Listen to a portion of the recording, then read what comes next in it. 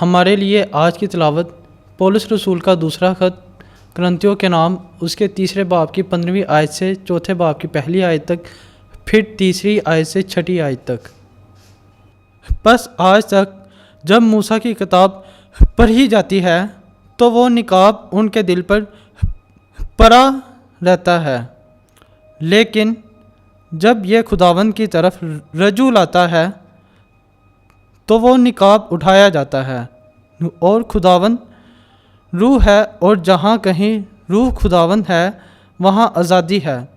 लेकिन हम सब के बेनिकाब चेहरों से खुदावंद का जलाल गोया आईना में मुनक्किस होता है, और हम उसकी सूरत में खुदावंद की रूह के वसीले से जलाल तक बदलते जाते हैं।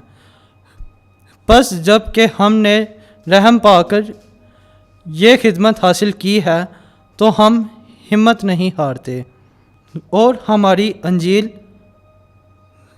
अगर पोशीदा है तो हलाक होने वालों पर पोशीदा है, यानी उन बेएतकादों पर जिनके अज़हान को इस जहान के खुदा ने अंधा कर दिया है, ताकि खुदा की सूरत यानी अल मसीह के जलाल की अंजील की तजल्ली उन पर ना चमके।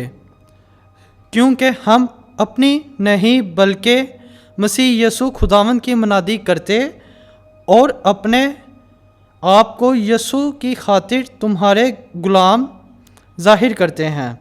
क्योंकि खुदा जिसने फरमाया कि तारीकी में से नूर चमके, वही हमारे बातन में चमका है, ताकि खुदा के जलाल की पहचान की रोशनी यसु मसीह के चेहरे से जलवागर हो। पाक कलाम का पढ़ा जाना और सुना जाना हम सब के लिए बायसे बरकत हो। खुदा का शुक्र हो।